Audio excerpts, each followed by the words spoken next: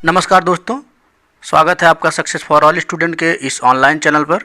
UP triple S C पेट का जो यह स्पेशल मॉडल टेस्ट पेपर चल रहा है, इसका जो है यह भाग 8 है, जिसमें हम भारतीय राज्य व्यवस्था की चर्चा करेंगे और उसमें राष्ट्रपति, उपराष्ट्रपति और प्रधानमंत्री CAG, लोकसभा, राज्यसभा के बारे में चर्चा किया गया है, जो सभी MCQ के फॉर्म में होंगे, जो बेहद ही इंपॉर्टेंट है, एकदम सेलेक्ट करके लाया गया है, जिसमें से 100% आने की संभावना है, जो आगामी एग्जाम पेट के 20 अगस्त को होने वाला है। तो इसलिए दोस्तों वीडियो को बिना स्किप किए हुए अंत तक देखें और इसे ज़्यादा से ज़्यादा शेयर करें ताकि यह हमारे सभी भाइयों एवं बहनों तक पहुँचे। तो चलिए स्टार्ट करते हैं आज के सेशन को। आपको बताना है कि भारत में राष्ट्रपति का चुनाव किया जाता है। आपके सामने 4 विकल्प दिए गए हैं। आप वीडियो को पॉज करके आराम से सही विकल्प का चुनाव करके हमें कमेंट बॉक्स में इसका उत्तर बता सकते हैं। आपको क्या बताना है कि भारतीय राष्ट्रपति का चुनाव किया जाता है। इस प्रश्न का सही उत्तर होगा हमारा ऑप्शन बी, एकल हस्तांतरण मत प्रणाली द्वारा होता है। और हम आपको बताएं कि आर्टिकल जो है 54 में बताया गया है कि दोनों सदनों के निर्वाचित सदस्य होंगे और राज्य विधानमंडल के निर्वाचित सदस्य द्वारा जो है राष्ट्रपति का एकल हस्तांतरण मत प्रणाली द्वारा निर्वाचन होगा। हमारा अगला प्रश्न है, राष्ट्रपति के उम्मीदवार के लिए क्या आवश्यक नहीं है। निम्नलिखित में राष्ट्रपति के उम्मीदवार के लिए क्या आवश्यक नहीं है। 35 वर्ष का होना चाहिए, यह सही है। देश का नागरिक हो, सही हो। संसद द्वारा चुने जाने योग्य अर्हता रखता हो या योग्यता रखता हो, तो इसका ऑप्शन सी सही है। राष्ट्रपति का जो है 58 आर्टिकल जो है 58(1) में लिखा गया है कि राष्ट्रपति की अर्हताओं में जो है पढ़ा लिखा होना कोई ज़रूरी नहीं है, ऐसा कोई प्रावधान उसमें नहीं किया गया है। हमारा अगला प्रश्न है, आपको बताना भारत का राष्ट्रपति अपना त्यागपत्र किसको संबोधित करके देता है। भारत का जो राष्ट्रपति होता है अपना त्यागपत्र किसको संबोधित करके देता है। इस प्रश्न का सही उत्तर होगा हमारा ऑप्शन ए, उपराष्ट्रपति को देता है। हमारा अगला प्रश्न है,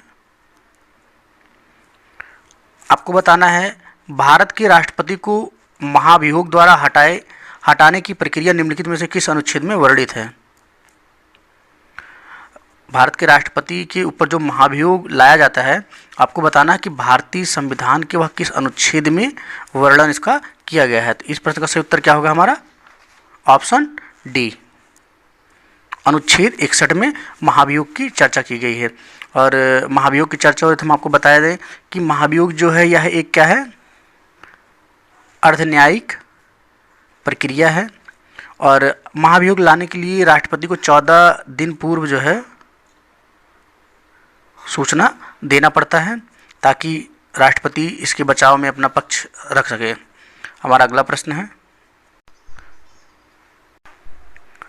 भारतीय संसद का संयुक्त अधिवेशन निम्नलिखित में से कौन एक बुला सकता है। आपको बताना है कि जो संयुक्त अधिवेशन की चर्चा जो है आर्टिकल 108 में किया गया है, जिसकी चर्चा, आपको यह बताना है कि उस अधिवेशन को कौन बुला सकता है, राष्ट्रपति, उपराष्ट्रपति, लोकसभा का अध्यक्ष या प्रधानमंत्री। इस प्रश्न का सही उत्तर होगा हमारा ऑप्शन ए, राष्ट्रपति। तो भारतीय संसद का संयुक्त अधिवेशन कौन बुलाता है, राष्ट्रपति बुलाता है और उसकी अध्यक्षता कौन करता है, लोकसभा का अध्यक्ष। दोनों प्रश्न अंतर है और अलग अलग है, बिल्कुल ध्यान से देखकर जाइएगा। हमारा अगला प्रश्न है, राष्ट्रपति के अध्यादेश की शक्ति निहित है। आपको बताना है कि जो राष्ट्रपति अध्यादेश लाता है वह भारतीय संविधान के किस अनुच्छेद के तहत लाता है। इस प्रश्न का सही उत्तर क्या होगा हमारा ऑप्शन बी, अनुच्छेद 123 के तहत बताना है। आपको बताना है कि अध्यादेश जो है राज्यपाल किस अनुच्छेद के तहत लाता है। कमेंट करके उसका उत्तर हमें बताइएगा। हमारा अगला प्रश्न है, भारतीय संविधान का कौन सा अनुच्छेद राष्ट्रपति को उच्चतम न्यायालय से परामर्श करने की शक्ति प्रदान करता है। इम्पॉर्टेंट है, आपको बताना है कि राष्ट्रपति जो है उच्चतम न्यायालय से जो परामर्श, सलाह मशवरा लेता है और भारतीय संविधान के किस आर्टिकल में उसकी चर्चा की गई है। इस प्रश्न का सही उत्तर क्या होगा हमारा ऑप्शन बी, अनुच्छेद 143 में। तो यह भी जो है इम्पॉर्टेंट है और इजी भी है। 143 तो वैसे भी आपको याद ही होगा। ठीक, चलिए बढ़ते हैं अपने अगले प्रश्न पर। हमारा अगला प्रश्न है, आपको बताना स्वतंत्र भारत के प्रथम राष्ट्रपति डॉक्टर राजेंद्र प्रसाद जो है किस राज्य से संबंधित थे। आपके सामने 4 विकल्प हैं, आपको सही विकल्प का चुनाव करके हमें कमेंट के रूप में उसका उत्तर बताना है। इस प्रश्न का सही उत्तर क्या होगा हमारा? Option C, Bihar. तो जो भारत के प्रथम राष्ट्रपति थे डॉक्टर राजेंद्र प्रसाद जी, वो कहाँ के थे? बिहार के थे। हमारा अगला प्रश्न है, आपको बताना है राज्यसभा का सभापति कौन होता है। क्या बताना है आपको कि जो राज्यसभा है उसका जो सभापति होता है वह कौन बनता है। आपके सामने 4 विकल्प है, इसका सही जवाब आपको बताना है। इस प्रश्न का सही उत्तर क्या होगा हमारा? ऑप्शन ए, उपराष्ट्रपति। और अगर बात करें तो उपराष्ट्रपति का जो निर्वाचन होता है वो कहाँ, किस आर्टिकल में है? आर्टिकल 66(1) में निर्वाचन की व्यवस्था की गई। इसमें कहा गया है कि संसद के दोनों सदन के निर्वाचित सदस्य जो हैं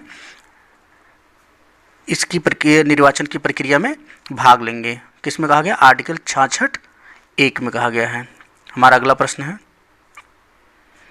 आपको बताना है कि भारत का प्रधानमंत्री होता है, निर्वाचित होता है, चयनित होता है, नियुक्त होता है या मनोनीत होता है। तो इस प्रश्न का सही उत्तर क्या होगा हमारा? ऑप्शन सी, नियुक्त होता है। और बताया कि आपको बताया आर्टिकल जो है 74 में राष्ट्रपति की सहायता के लिए क्या होता है? एक मंत्रिपरिषद होता है। मंत्रिपरिषद की गठन व्यवस्था की गई है किसके लिए? राष्ट्रपति को जो सहायता या सलाह दे। और इस मंत्रिपरिषद का जो अध्यक्ष होता है वो कौन होता है? जो मुखिया होता है वो कौन होता है? प्रधानमंत्री होता है। हमारा अगला प्रश्न है, आपको बताना संसदीय शासन में वास्तविक या कार्यपालिका की शक्ति किसके पास होती है।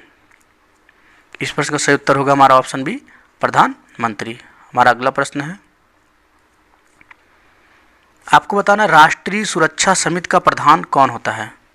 राष्ट्रीय सुरक्षा समिति का प्रधान कौन होता है? इस प्रश्न का उत्तर क्या होगा हमारा? ऑप्शन डी, प्रधानमंत्री। अगला प्रश्न है,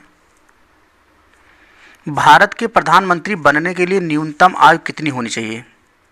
इंपॉर्टेंट प्रश्न है। भारत का जो प्रधानमंत्री बनने के लिए न्यूनतम आयु की चर्चा की गई है, आपको बताना है इसमें से कौन सा विकल्प सही है। इस प्रश्न का सही उत्तर होगा हमारा ऑप्शन ए, 25 वर्ष। अगर वह लोकसभा से है तो 25 वर्ष होगा और राज्यसभा से है तो क्या होगा? 30 वर्ष होगा। हमारा अगला प्रश्न है, आपको बताना है कि जो व्यक्ति संसद सदस्य नहीं है, केंद्रीय मंत्री कितने दिनों तक रह सकता है।